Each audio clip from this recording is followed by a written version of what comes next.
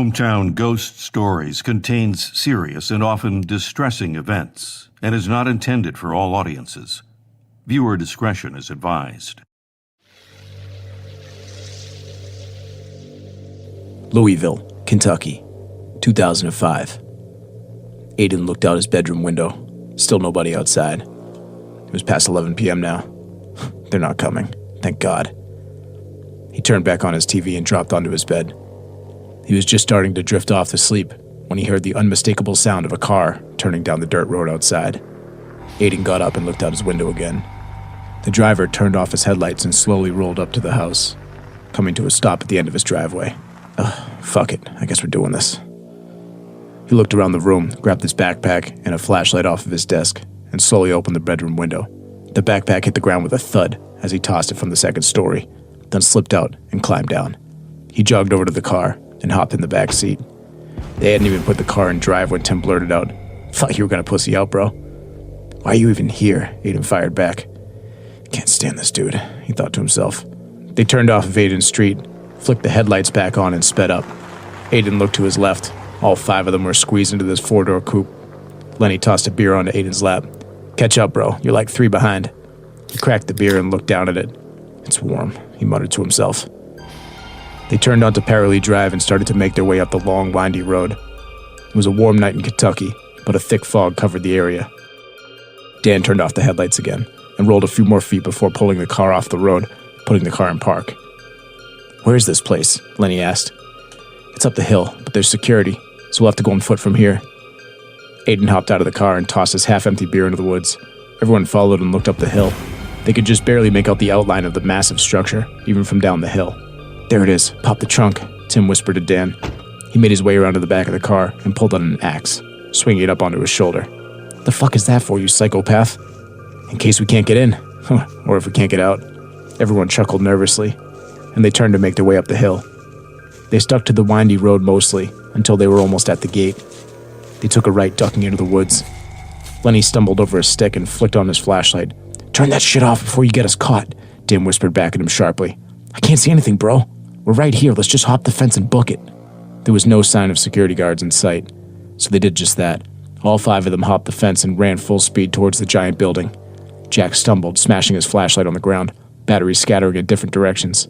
"Leave it. Come on, let's go." They lined up under the massive arches of the main entrance, looking for a way in. All of a sudden, crash! Tim had put the handle of his axe through a window and cleared out the broken pieces before jumping through. "Let's go, boys." Everyone scurried through the busted window. Aiden looked up at the building one more time before following his friends. He could just barely make out the letters on the sign above him. Waverly Hills Sanatorium. He hopped through the window, clicked on his flashlight, and began to make his way down the hall.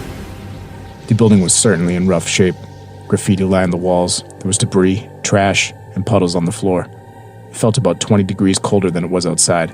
Aiden aimed his flashlight down the hall. What is that? At the end of the hallway, a dark shadow had slowly moved around a corner, disappearing into one of the patient's rooms. "Did you see that?" Aiden turned around and realized he was talking to nobody. He must have made their way upstairs, he thought to himself. He continued down the hallway, picking up the pace a little bit. He could hear footsteps above him now, and figured that the group was moving on without him. "Guys, wait up!" he called out as he ran up the staircase. Aiden shined his flashlight down the hall but didn't see anyone. Where the hell are these idiots? "Dude, where are you going?" Aiden turned around at the bottom of the stairs. All 4 of his friends were standing there looking at him. "Come on, we found something," Lenny said. Aiden turned around and took one last look down the hallway. Who had he just heard moving around up there? "Yeah, let's go." He made his way back down with the group. They turned down another hallway and up to an old rusty door with a number 4 above it. "I thought we were looking for room 502. Isn't that supposed to be the haunted room?" Dan looked back at him as he pushed open the old metal door. "This whole place is haunted. There was like thousands of people who died here." They all stood in the middle of the dark room. They shined their flashlights around, spotting an old hospital gurney and a wheelchair in the corner of the room. "What's so special about this room?" Just then, all 5 of their flashlights flickered and died. They looked at each other but didn't have a chance to say anything when, bam, the metal door slammed shut. "What the fuck, dude?" Jack ran over to the door and tried to open it back up. "Open it," yelled Lenny. "I can't, it's stuck." "That's impossible," Aiden whispered under his breath as he made his way over the door. He lunged forward, plunging his shoulder into the metal door, but it didn't budge. Aiden turned around. "Give me a hand, everyone push." but Jack was just standing straight up, staring into the corner of the room. "What are you doing? Help us out." Jack said nothing, just continued to stare into the right corner of the room. "What are you staring at?" Jack raised his arm and pointed at the corner. But his focus snapped and shifted to the left corner. 2 black shadows filled the corners of each room. But then, the shadows began to close in. "What the fuck is that?" All 5 of them were in the middle of the room now. They turned towards the door, but stumbled backwards. 2 more shadow figures were closing in from the other side. There was nowhere to go. A stench filled the air, and they could see their breath. It was freezing. Aiden's ears started to ring, a piercing noise that grew louder and louder. Tim picked up his axe and swung it at one of the shadow figures, but went right through him and tumbled to the ground. "Give me that," Aiden yelled. Tim slid the axe across the floor to him. Aiden grabbed the axe and ran for the door. "Back up." He swung it at the side of the door frame over and over. The ringing of metal on metal echoed through the sanatorium. The shadows continued to close in, and all 5 of them were screaming now. "Hurry up!" Jack yelled, as Aiden continued to chop at the door. All of a sudden, there was a bang in the hallway. Everything stopped. They looked around the room. The shadows were gone. "Who's in there? What's going on?" A voice came from the hallway. "We're locked in here. Help us get out," Lenny cried. "Locked?" the voice said. And then they heard him chuckle a bit. The door crept open, and a flashlight shined through. Everyone let out a sigh of relief.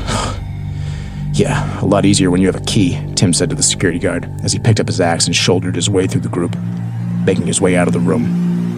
The security guard looked him up and down. "I don't need a key. This door has never had a lock on it."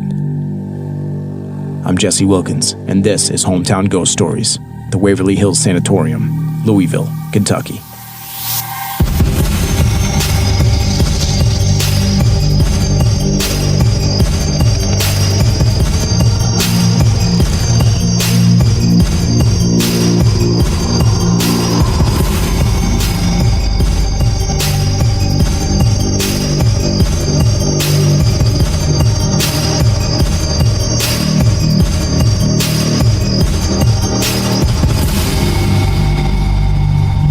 White Death.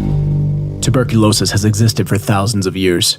Researchers have found evidence of tubercular decay in the spines of Egyptian mummies dating back from 3000 to 2400 BC. TB most commonly affects the lungs, but it can infect any part of your body. The disease is transmitted when infected people expel aerosol droplets via sneezing, coughing, spitting, talking, or even singing. If left untreated, pulmonary tuberculosis will kill about 50% of those infected. Before the Industrial Revolution, many associated tuberculosis with vampires. When a member of a family died from TB, the other family members would lose their health slowly.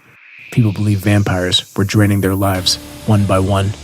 TB was not identified as a single disease until 1820. Before this time, the illness fell under the umbrella term of consumption, because the disease seemed to consume people over time, causing weight loss, fever, loss of appetite, night sweats, and sometimes nail clubbing. In the early 1900s, America was ravaged by the deadly disease, which wouldn't see a cure for decades. Entire families were wiped out, and sometimes entire towns. The preferred method of treatment at the time was lots of rest, relaxation, fresh air, and a well-balanced diet. Sanatoriums began to pop up all around the country and around the world. As doctors became more aware of how this disease was transmitted, they quickly needed to find a way to get the infected away from the general public and quarantine them in these hospitals, where some of them could recover. In 1883, Major Thomas H. Hayes purchased a plot of land on top of a hill in Louisville, Kentucky. He would have a small schoolhouse built there for his daughter, since the commute to school was too long.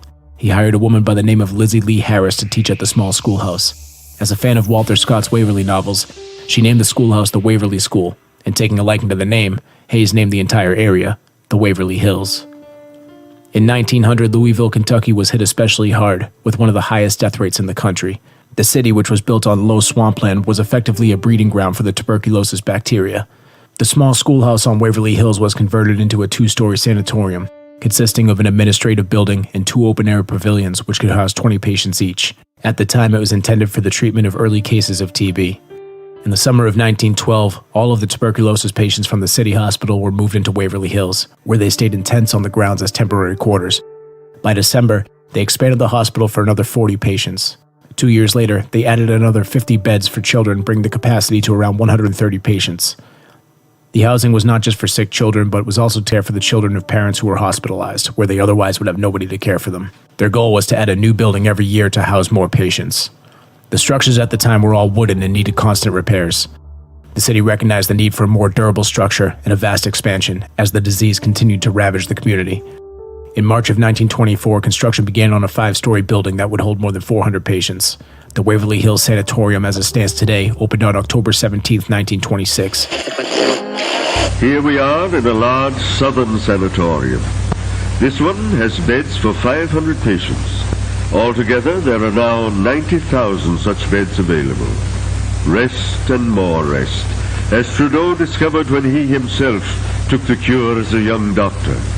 Yes, and good food. Nowadays, doctors don't stuff patients with more milk and eggs than they can digest.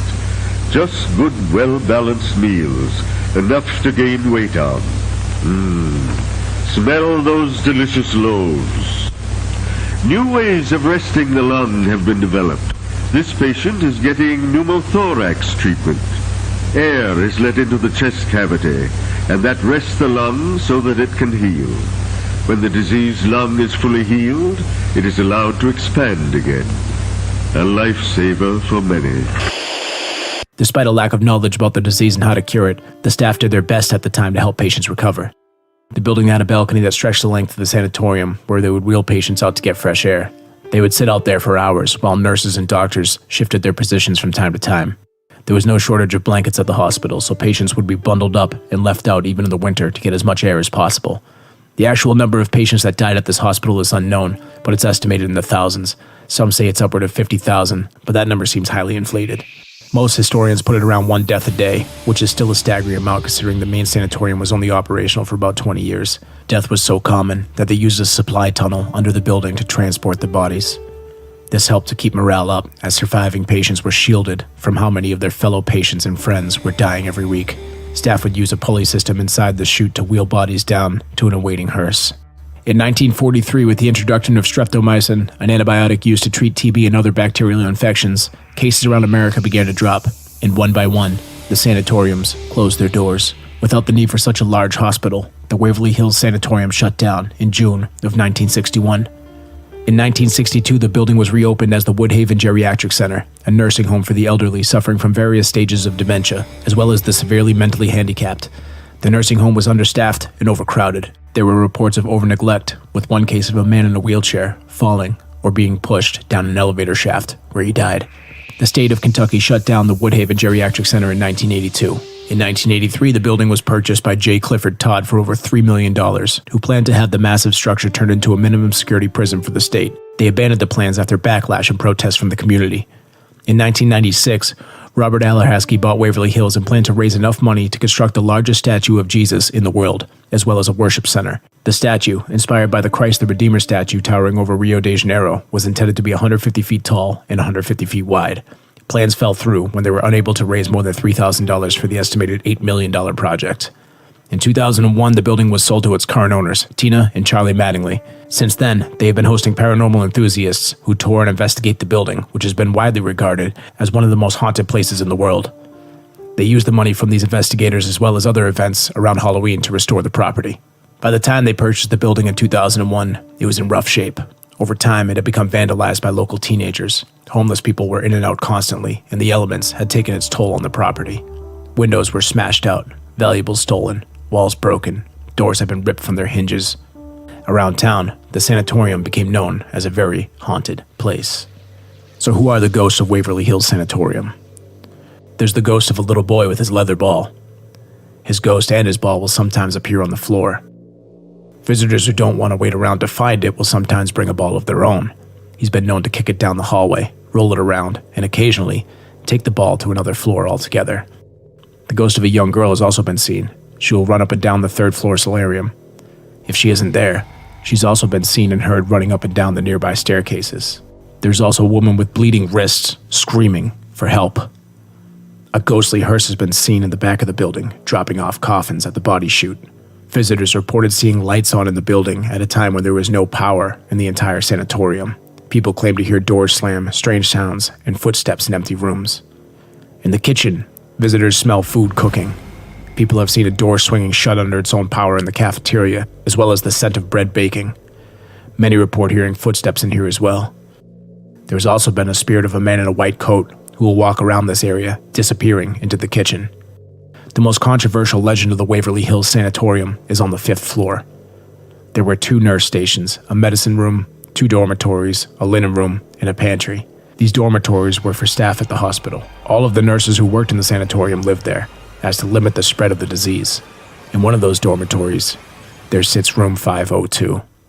People have reported hearing disembodied voices, as well as seeing shapes move in the windows. It's believed that a nurse was found dead in this room in 1928. Some say she hanged herself from a lighting fixture, while others say she hanged herself from the pipes on the ceiling in the hallway outside the room. It's believed that after an affair with one of the doctors at the hospital, the nurse had found out she was pregnant and couldn't take it. Instead, she took her own life. In 1932, another nurse jumped off the roof to her death. She had been stationed in room 502. Visitors report seeing shadow figures dart across the room, and have even caught a glimpse of a spectral nurse standing by the window. Visitors have had objects thrown at them on this floor, and have reported to see a ghost-like creature crawling along the ceiling. People have been slapped, hit, and scratched by unseen hands.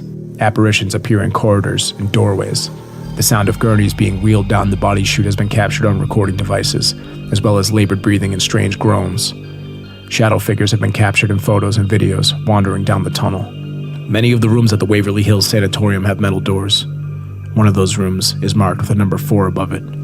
If you enter that room and turn around, letting the door close behind you, you'll notice that on the door frame and on the door, there are multiple indents made from an axe.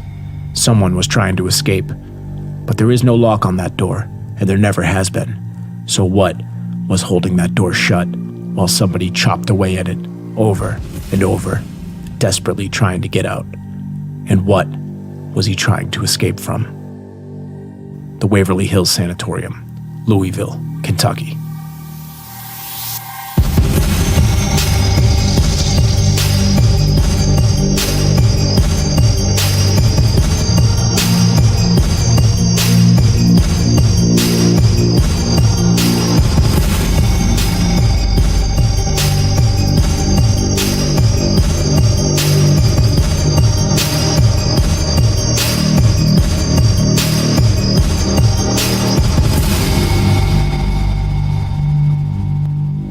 What's going on, friends, and welcome into Hometown Ghost Stories, episode number 20. I'm Jesse Wilkins. I'm joined by Rob Coakley and Dave Wilkins, and that was the Waverly Hills Sanatorium. What's up, guys? Just another place I want to go to. We're just hitting like, how do you not want to go to these? Well, I guess if you're not a psychopath like us, you wouldn't want to go. But how do you like see one of these and you're like, dude, I need to go there. Like, I just need to go to this place. 100%. I need to experience it. So I may or may not have plugged it into Google Maps and just to see how far it was, just to see if I should just drive up there. I was like, I should probably do it. I looked at plane tickets for Atchison, Kansas, just to see like how crazy it would be to make a day trip out there, and it would be a little bit too crazy. Yeah, but I've looked into driving to these places. Like, there's a few.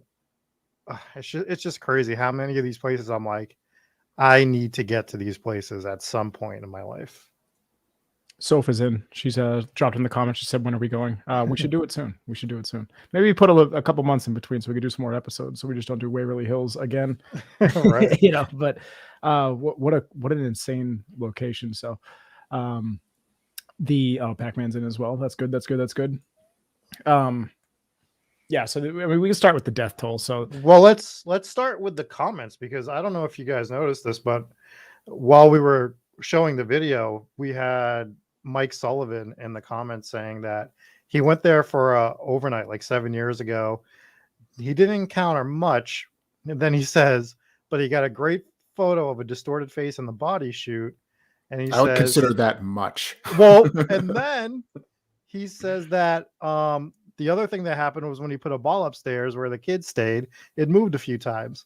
So he's like us, where he's like, no, I didn't get anything. And then he just starts talking about all these things that you get, and you just don't realize it until you start talking about it. You realize just how crazy it was afterwards. Yeah. So, I mean, we said this about like the last trip in the Conjuring house. And it's like when you go with a bunch of friends, you're having fun. If you were to go by yourself, it might be a whole different experience, and it really is. And I had mentioned that in Rhode Island at the Conjuring House. When everybody left and I went back in just to get a few pictures, that's when I was terrified. It took all night for me to be terrified, and me being by myself was a whole different thing.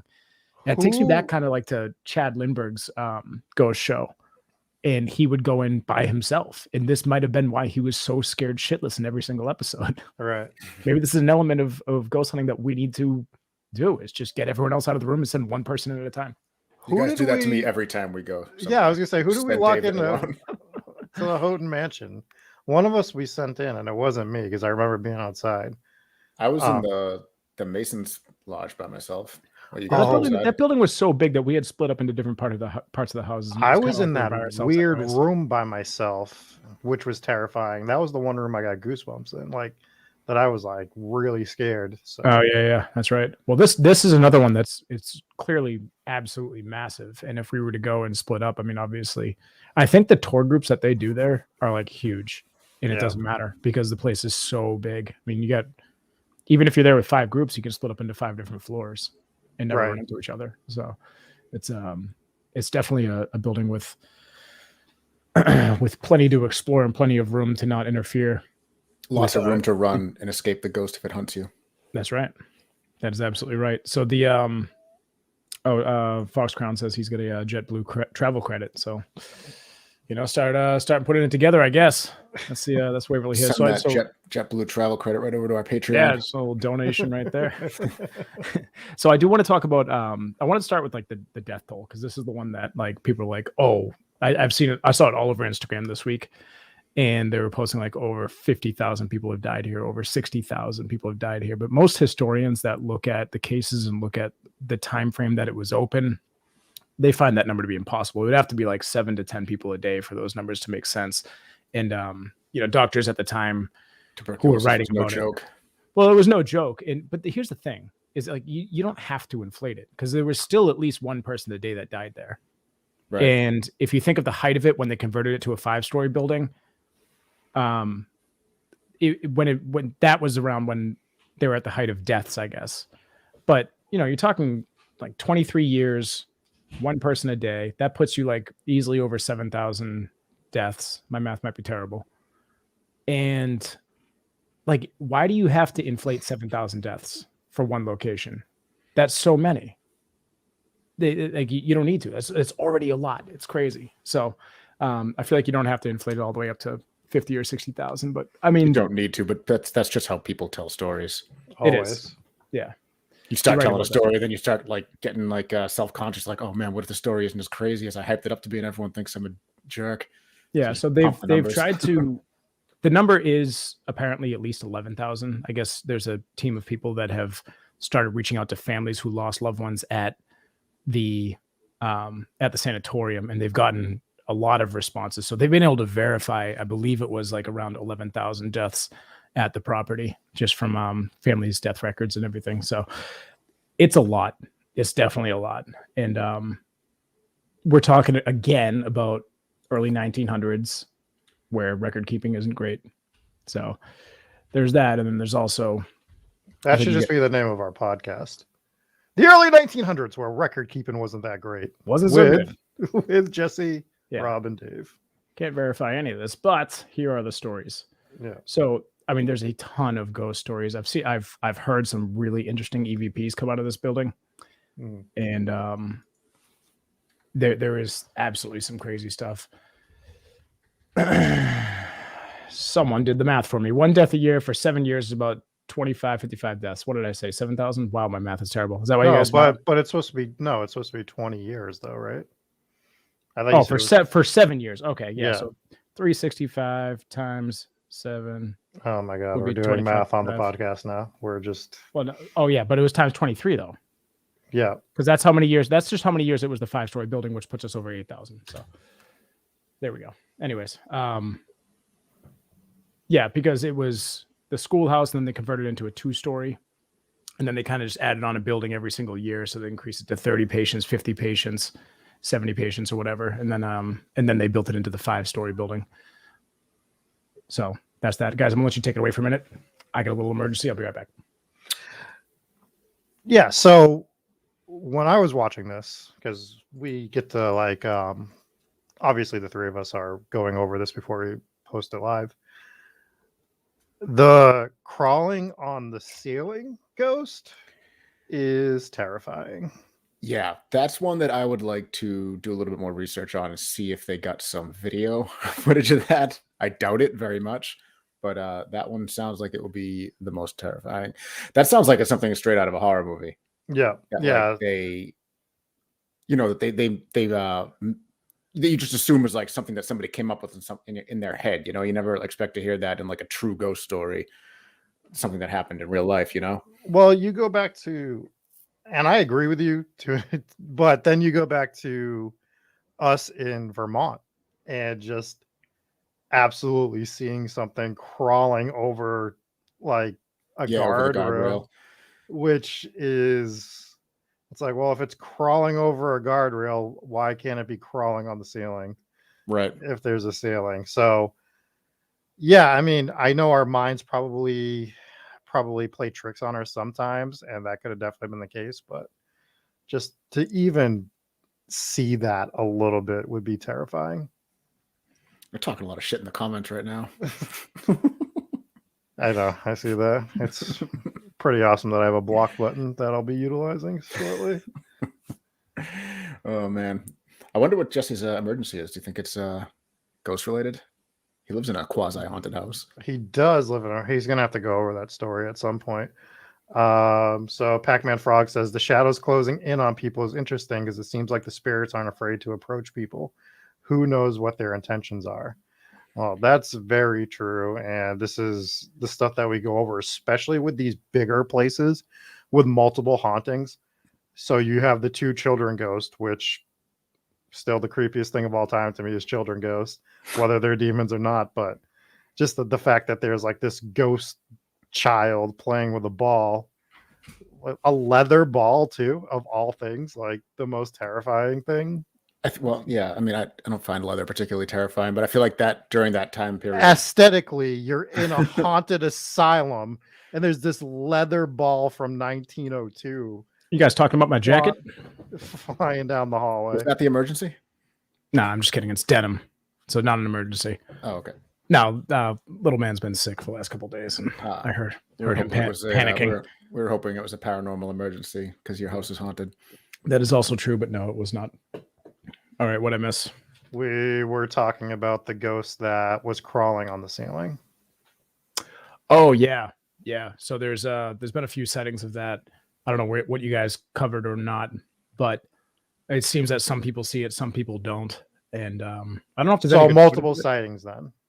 Yes. Yeah. Okay. So I was listening to one podcast in particular where there was a team, I believe it was like 4 people, and the way that you conjure this thing is one person will go down the hall and he'll face the group, and the rest of the group will face him. And that's supposed to, and then it's supposed to creep up behind the guy that's standing by himself. And what was weird about this one, I might be getting the story a little bit wrong, but what was weird about this one is they saw the creature crawling, and then they said they saw the person walk away. He walked like into a side room, and then they were like, "Where are you going?" And he's like, "What are you talking about? I'm right here." And then they all saw him again. They're like, "What? We all just saw you walk away." What? You know, like they all thought he just got bored and left. Mm-hmm. So I don't know, something along those lines. But there was that, and there was a whole other team. They did the same experiment. They saw it. It seems like the person that's the decoy doesn't always see it. So, but there's been a whole bunch of different accounts. So I might be getting this story relatively wrong, but that's one of the creatures that they've seen there. I don't know if it's a creature or a ghost or what, but crawling on the ceiling is pretty cool. Back to I did have a point I wanted to make about Pac-Man's comment there. The shadows closing in on people is interesting because it seems like the spirits aren't afraid to approach people. Who knows what their intentions are? So a lot of the ghost stories that we've covered are stories where people have died violently and the ghosts seem to be spiteful and maybe, don't accept their death or whatnot. Like here, these people were sick with tuberculosis, obviously not a favorable way to die, but they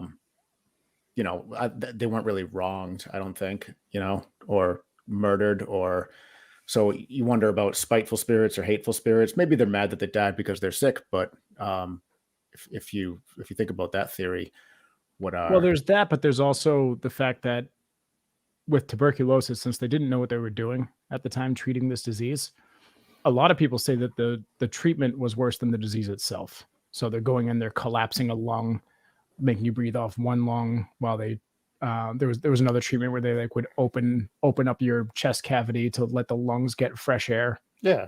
And there was as like you do. there was literally like a 2% survival rate from that treatment. That would be with like the most extreme cases.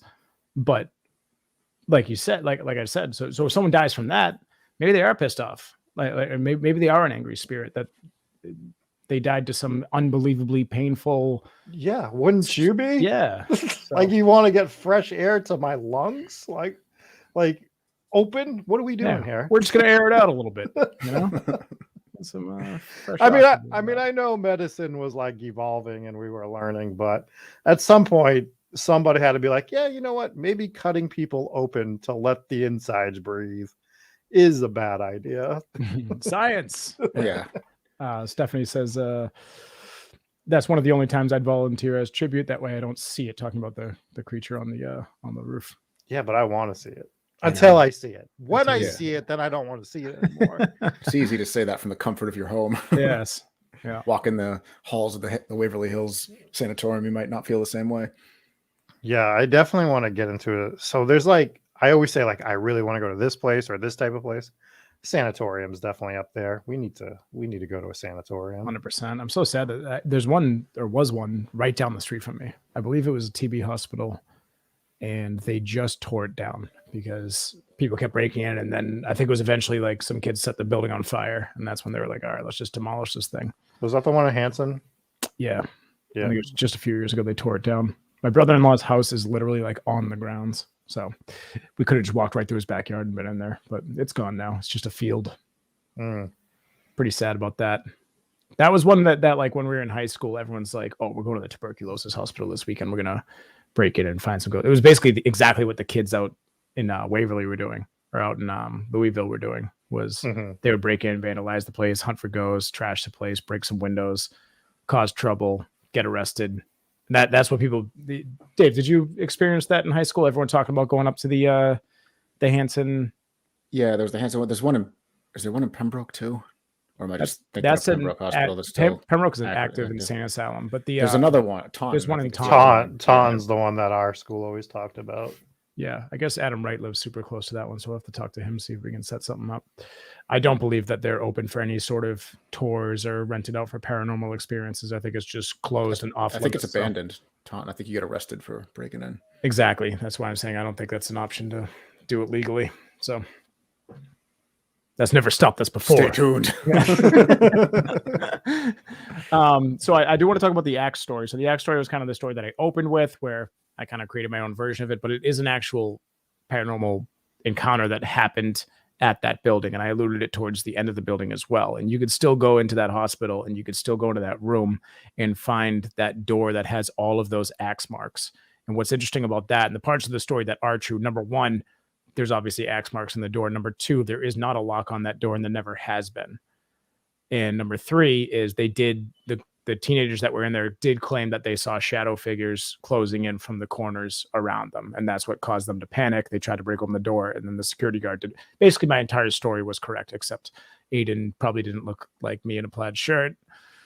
Here or there for audio listeners, you can check out the video. I may or may not have started my own video here, but it's very shocking that you inserted yourself into something that you didn't need to. So what do you mean? I'm a spotlight hound? Yeah, I don't know what you're talking about. I'm not like that. This is a great visual joke for all of the podcast listeners. That's right. So as we continue on here, so that story is pretty much true. Security guard verified it. And I guess you can go there and it's hard to figure out what was holding the door shut tight enough for someone to be swinging an axe at it. So even if the kid was just trying to destroy the door, he didn't just hit the door frame, he also hit the door. So someone either must have been standing on the other side holding the door shut, either pranking him or just doing it just to help him mess up the door or something. They're teenagers. Who knows what they're trying to do there. Or he was slamming the door with the axe, and then one of his buddies was like, dude, and pulls it open. from the yeah, maybe it was He's pushing when he should be pulling.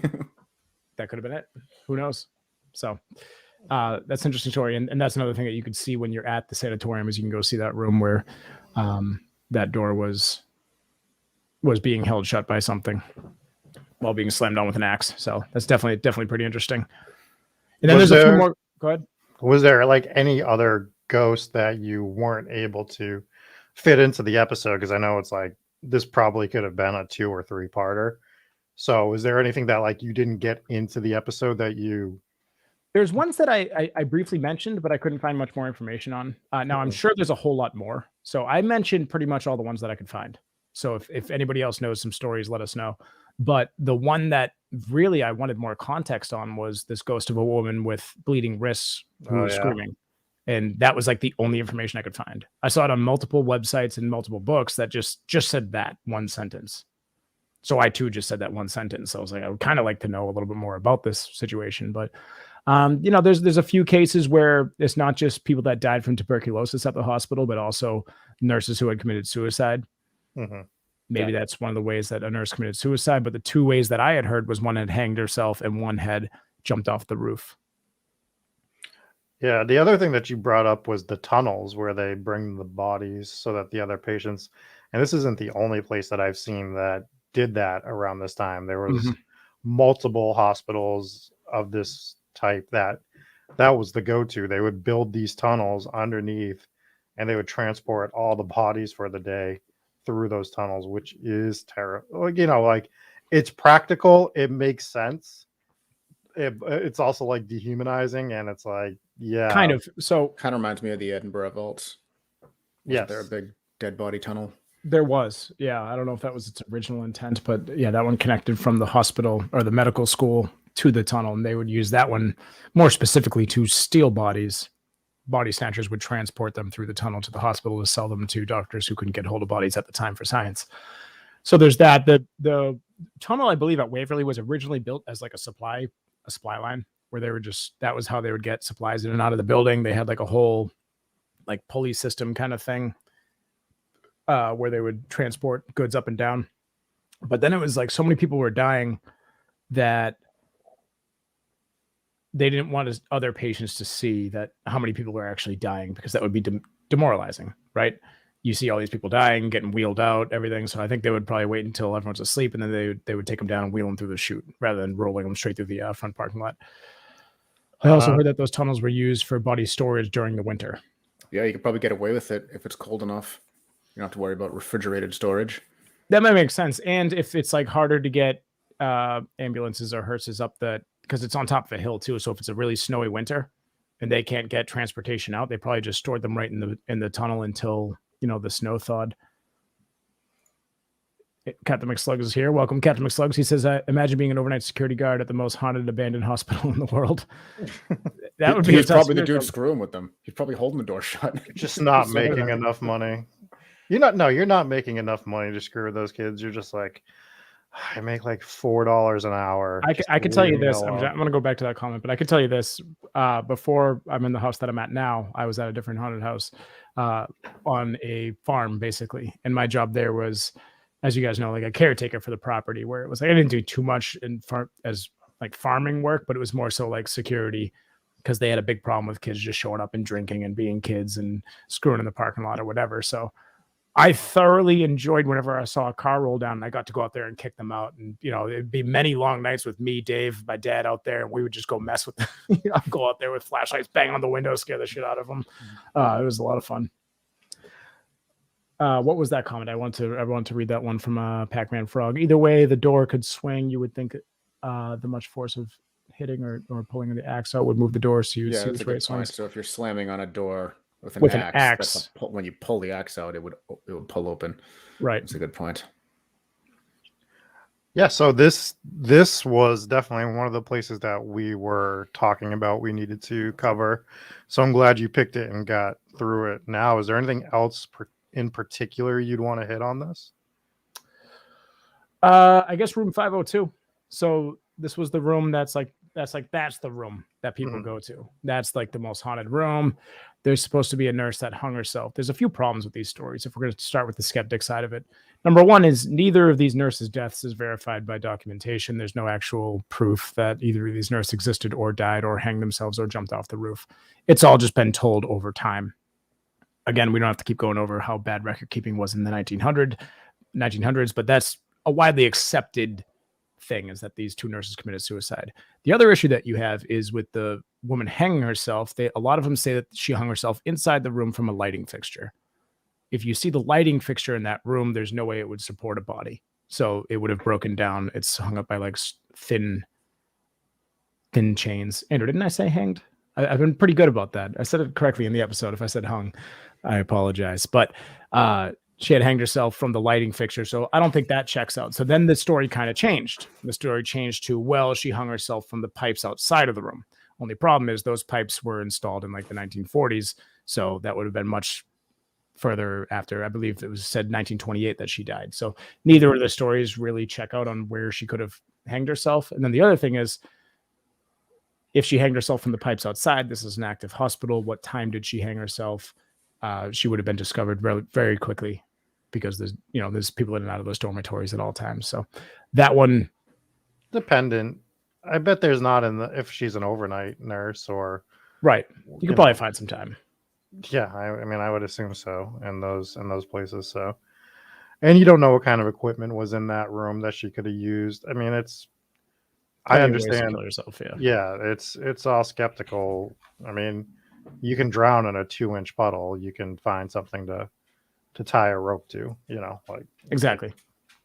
And as far as motive goes, if somebody's exposed to that much death every single day, people that people that you see every day, and they're just dying left and right, that takes a lot on. That could be it. The story, yeah. Again, it's all just kind of folklore, but the story behind her, the reason that she hanged herself was, I guess she was having an affair with one of the doctors. She ended up getting pregnant, couldn't deal with it, ended up hanging herself. So that's that story. I'm not entirely sure what the story is with the lady hopping off the roof, what her motive was, but I guess she was stationed in room 502, and that's how it ties back to the same room, and that's why it's supposed to be the most active room. There's been a few cool pictures. I showed a couple of them for the audio listeners. If you check it out on YouTube, there was a pretty cool photo of like a spectral nurse, so like the ghost of a nurse right outside the window of 502. And then there was another one of just a clear boot with like half a leg, and then it kind of disappears as it goes up.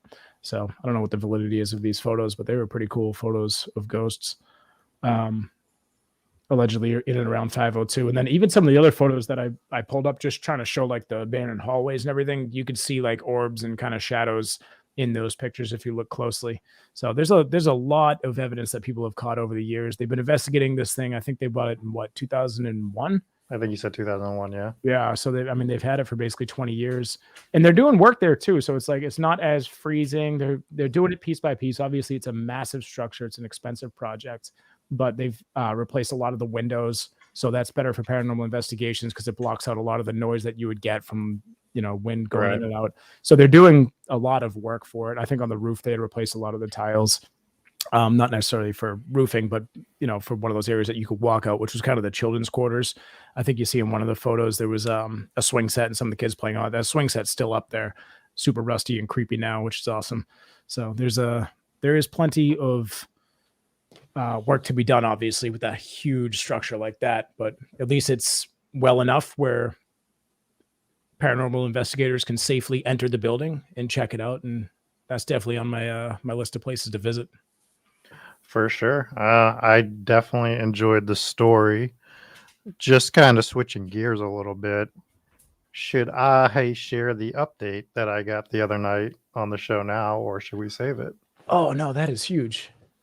Do we save it? No, let's talk about it. All because I was thinking maybe we tie it in. I think maybe we tie this into Bridgewater Part 2, because we've been talking about doing a Bridgewater Triangle episode. But we are going to do a Bridgewater Triangle multi-part episode. And that's probably going to be in the summer that we're going to release that. So sounds good. That is kind of my game plan for that. I have a lot of plans that we'll go over some right now. But yeah, so basically, if everyone's here, listen to episode 1, kind of the inspiration for this show was my grandparents' house. And we ended up getting rid of, like, selling the house back in the day. well, back in the day, like It was 2000, that long ago, yeah. like 2015, 2014, something like that. And it was sold. It had a huge renovation done to it. A new owner bought it. They've been living there for a while. And I had posted the episode in a Bridgewater Triangle group just to let people know about it. And a couple months later, I had somebody DM me and they said, "Can I ask what number on the street?" And I said, "Here's the number. I don't want to say it publicly because I don't own the property anymore." It's important to remember that he had left the actual address out of the original episode and just said the street that it was on. So he had said North Street, and never said the actual number. So this was a listener who heard the episode, and I'm going to let you continue. Yeah. So she heard the episode. She reached out to me about the number, and she said, "I thought that this was the house. This is now my house. And let me tell you what I've experienced." So I probably should have been pulling this up as we went, but I will pull up the conversation I had. Right. So already that's so cool. And I think she said she recognized it because of the tree that was outside. Yeah, she thought it was, and that tree has been there for. But the two stories that she told were two stories. He's about to pull them up right now. So but people aren't going to be familiar with the story. It's just the two stories that this woman told were two stories that are almost identical to two stories that you experienced specifically, like to a T. Right. And we experienced too. I'll let you read what she said, Rob, if you got that pulled up, but then I want to touch on a couple of these. Yeah. So she moved in July of 2016. And after a few days of living here, I'd see my dog sitting in the hallway, but staring up the stairs and looking up to the top. I'd say, "What the heck are you looking at?" And then she would begin to bark at the stairs. It would freak me out, but I just brushed it off. This happened a few times with my other dog. He'd bark at the stairway a few times and nothing would be there. And then it would also happen with the cat meowing at the door. And then her wife would say maybe the dogs just hear a mouse. Then she said, after my wife moved in with the son, the cat would cry to go up in the attic. I let him go up there, but within 20 minutes, he'd come down. I'd shut the door to the attic and also close the bedroom door to that room. So I can't picture this because it sounds like that upstairs has been renovated from what we know it used to look like. Yeah, because that door used to be like an old wooden door in a hallway. Right. And when I'd walk back in the bedroom, I'd find the attic door wide open. At first, I think, geez, I thought I closed that. And then this actually became a thing. And then then it kept happening and she started taking notice. She goes on to say the whole house had been renovated, so it wasn't like there is an old door that pops open.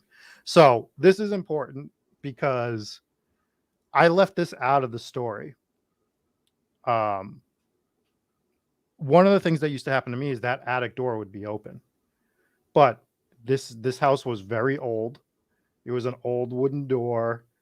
I had a double lock on it. It was a double lock though. Yeah, it had the latch lock and then it had the chain lock, right? But I would do anything I could to just try to debunk it. And for me, it was always like, all right, it's an old house. Something happened and it made the door open. Mm-hmm. So I left it out of the episode because I purposely always tried to say that it wasn't part of the haunting. Mm-hmm. So now this house has been fully renovated. And now she's having the same thing happen with a new door to the attic. And as we remember, the second floor and the attic of this house were always the most haunted in this house. Right? Absolutely. So that stood out. The other story that stood out is about 2 years ago, me and my wife were in the living room downstairs and we heard voices chatting. She said to me, "Do you hear that?" I said, "What?" She said, "Someone in the house is talking." "Did you leave the TV on upstairs?" So I got up, went over to this stairway in the hall, and my wife got up too. She walked over to the bottom of the stairs and then said, "See, you did leave the TV on up there." I said, "No, I did not." She went up the stairs. The wife, the wife of the woman that wrote me is the skeptic that doesn't believe anything. And that's the one that went upstairs. And as soon as she walked up the stairs, the conversation stopped. She walked into the bedroom and the TV was off.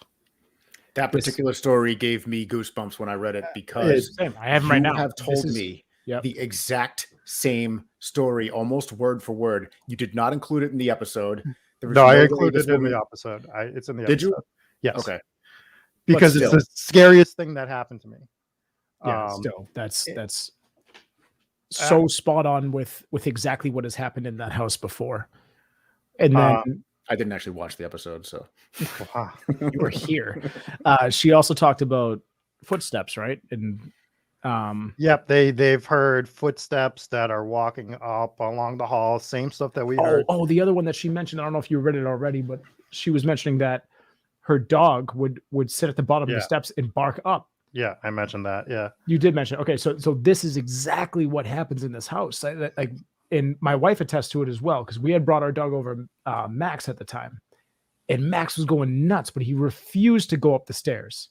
He would sit at the bottom of the stairs and just bark up the stairs. He refused to go up there, and this is exactly. And I don't think we mentioned that Max on the podcast either. Was it possible he just couldn't go up the stairs? No, he goes upstairs. Little legs. Yeah. No, he could have got up those stairs, and he wasn't the only dog that did that. The only dog that didn't do that after a while was my grandparents' dog, Gretchen, and she just lived in the house for so long that I don't think it bothered her anymore, but she did in the beginning. Right. So I remember interviewing your grandmother when we actually did investigate the house, and she had mentioned that about the dogs. She always mentioned about there's always just conversations happening there. There was always they're just talking, and her willingness just to live with it was like what struck me as authentic, where she was just like, oh yeah, there's ghosts, yeah, they have conversations, that they'll be talking, it's just she just had lived there for so long that clearly she had accepted what it was. So, and I had only heard it once, but that is still the scariest night of my particular life, was hearing that conversation at the top of the stairs. You must have been rattled when you read that woman's message about that. I was just the exact same story. I was just like, Jesus, man, like if she's experienced, like, because like we said, the entire house has been renovated, so it's not like they just put in a new door. This house got gutted and redone. It was an old house. It's brand new. Yeah, it's hard to recognize. So the other update is I have been invited to come see the house. So that's exciting. I am going to take her up on her offer, and I am going to go walk around the house. They also dug the backyard. Oh, yeah. And they found a bunch of bones, which makes sense because it used to be a farm. So they're pretty sure it's just like old animal bones. Yeah, like cow bones or whatever. Yeah. The one that interested me was that she found like a fossilized rib cage in a stone. Yeah. So I mean, I assume that's old.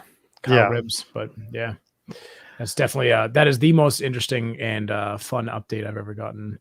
So I mean, our podcast has been growing, which is nice, but not to the point that I thought that the people that we did that bought my grandparents' house would find the episode. All right. So one thing you got to find out when you get there is Soph wants the bones. So yeah, I'll see what I can do. And the funnier thing about that is I know she's dead serious. Yeah. And, we know she's serious. So that's super fun. So mission number 2 is when you go there and you see the house and you talk to her, I'm gonna need you to work your magic and see if maybe we can get in there for an investigation. So maybe, that might be asking a little too much, but if they're open for it, that would be a hell of a part 2 for the Bridgewater episode. We'll see. For sure, but we'll see about that. Anyways, so that was the Waverly Hills episode. Definitely on our bucket list of places to visit. I do want to thank our Patreon subscriber. We got a new one this week. I can't remember what was her name. Sarah R. Yeah. So thank you so much for the Patreon sub. We also got a few subs on Twitch. So if you want your name in the credits as well, you can go ahead and swing on over to Patreon, find us, and subscribe to us on there. $3 and you're immortalized forever. You're basically an executive producer. for the show. Like that's absolutely amazing. Absolutely amazing. And not only did we put your name in once, like promised, you put everybody's name in twice, which is just. And then I shouted him out at the end of the show. Yeah. That's like So $1 at the beginning, $9. $1. I was just like, I figure you owe $1 per mention there, right? Anyways, that's awesome. Thank you so much. I do appreciate that. And anybody else that wants to see it, we do put a lot of time, money, and effort into this production. Gentlemen, what do we got coming up here? Next week we have the Sally House. Yes. Demons. You were ready for that. For that. Ghosts. I was reading the book earlier. It was right next to me. Nice. Yeah, this is a crazy story. This is a crazy story. This is like my favorite story. This is up there. As much as I want to go to Waverly Hills, my number one spot is the Sally House. What's the where is it? It's in Atchison, Kansas, and it was a ghost story that occurred in early 1990s, 93 to 94. Family moved into a house, pregnant, expecting a baby, and the stuff started happening. Yeah, don't tell me anything else. I still know nothing about it, so that's all we need to say. Then stuff started happening. Hell yeah, Pac-Man Frog. She'll be fully prepared with all the questions. I know nothing if you're about as this. Prepared if you're as prepared with your questions as you were for the Viacos case, just come on as a guest and talk with us. she was vastly more prepared than I was for the Viacos case. So that was good. That was good. Speaking of which, so I know nothing about the Sally House. So you tell me, do you want me to do my research and be smart on the episode, or do you want me to just be blown away? I should do my research. I should do my research. We're professionals. Yeah. All right, fine. You spoil all the fun. So anyways, go ahead. The week after that, and I'm going to drop this bombshell on YouTube because this is an executive decision I've decided to make. What I'm going to do for that episode is we are going to do an episode on the Annabelle doll. And the reason why we're going to kind of stray a little bit and not do a town, which I still might be able to link a town to it, but we are going to be doing side content going forward where we do a cursed possession series. So either once or twice a month, we're going to drop some side content where it's going to be like it's not going to be a live show, but we're going to drop a video like we normally do. It's going to be a little bit shorter. We're going to have a little shorter discussion afterwards. So probably all in all, it's going to be like a 20 to 30 minute long episode. And that way we can kind of give you guys some more stuff. And the other thing with that is if you join the Patreon, you're going to be able to get that episode 48 hours before everybody else. So we're going to drop that on Patreon for 48 hours beforehand, and then we'll upload it to YouTube and the podcast and everything like that. So that's good. But for the Annabelle doll, it's going to be a regular episode just to kind of show you what we're going to be doing with these cursed possession series. And like I said, we're going to be doing some different kind of content throughout the next few months where we're adding some extra stuff for Patreon and stuff and everybody. I'm actually trying. I'm in the process of trying to acquire a cursed object, a cursed book. And if you're familiar with Shams al-Ma'arif al-Kubra, the book, oh yeah, who's not? Absolutely. Well, I mean, it's kind of it is somewhat well known. And I got that name tattooed on my left pec. It is a cursed book. If you start reading it and don't finish, you die. And finish the book, Dave. Well, I can't find it in English. Everything I found is in Arabic. So if I do acquire it, at least I'm not able to start reading it. That means you definitely didn't finish it. I haven't acquired it yet. I'm trying to find it. I'm trying to find it in English. All right. So, and before we go, we have to talk about this story because it broke today and I haven't been able to read a ton on it. Have you guys heard about the Japanese killing stone? And talk about Calvin Ridley. No, that broke yesterday. Oh, fine. No, I haven't heard of the Japanese killing stone. There was an evil demon that was locked in a rock in Japan for almost 1,000 years. And the rock broke open. And now that demon is supposedly on the loose. So that's fun. Just fun. Respond. That's exciting. Yeah, that's a good one to do too. Where was this? Japan? This is in Japan. Yeah, it just broke open today. That is a very fun update. Yeah, so the volcanic rock, officially called Seisho Sakai, is home to Momo no Me, aka the Nine-Tailed Fox, which is very Naruto, but that's fine. The demon apparently took the form of a beautiful woman who was part of a plot to kill Emperor Toba, ruler of Japan, from 1107 to 1123. Well, at least it's only like 14 minutes. It says that some speculate that the evil spirit may have even been resurrected to wreak havoc once more. That is a very dark update. So that happened today. If you guys were wondering, Ah. there's a Japanese nine-tailed spirit demon running around. And Russell Wilson side with the Broncos. So yeah, same thing, really. I just had to talk about that for an hour and a half. A lot of chaos going on here. I do want to go back to Catherine's comment. She said that no one wants to translate that book because they don't want to die. I found it in Arabic and I found it in Spanish. So neither of those are helpful. Spanish is probably more dangerous because I understand some Spanish, so I could start reading it and not be able to finish it. And that's just like automatic death. Oh, it's better than the guy who translated who died. So right. Very good. Anyways, this has been the Spanish version is only 3/4 complete. It's like the Monty Python when they're reading the Rock or whatever, and they're reading it. It's like and he said, just inscribe that into a rock. Anyways, this has been episode number 20 of Hometown Ghost Stories, the Waverly Hills Sanatorium in Louisville, Kentucky. So we have this one's a K, and then next week's a K. So we finished the V series, and now we're on to the Ks. Yeah. We're not going to do a third one of those, though, for obvious reasons. So, all right, we're moving on to what's the next town? Atchison, Kansas. Boom, we're on to A's. All right, very good. Very good. All right, gentlemen. So that is that. Thank you guys so much for tuning in. Make sure you subscribe. Drop a review on the podcast. We keep getting the reviews. Please. 5 stars. I don't know who the one person is that left us a 4-star. I'm glad it wasn't a 1-star, but come on, man. What are you doing? You messed up the 5-star streak.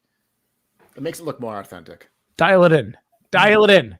But please write a review too. That would be very much helpful. And we will read them. We'll read them on air. Yes, absolutely. So thank you guys for tuning in, and we will catch you next week for a brand new episode of Hometown Ghost Story, live every Tuesday, 9 p.m. Eastern Standard Time. We'll see you guys.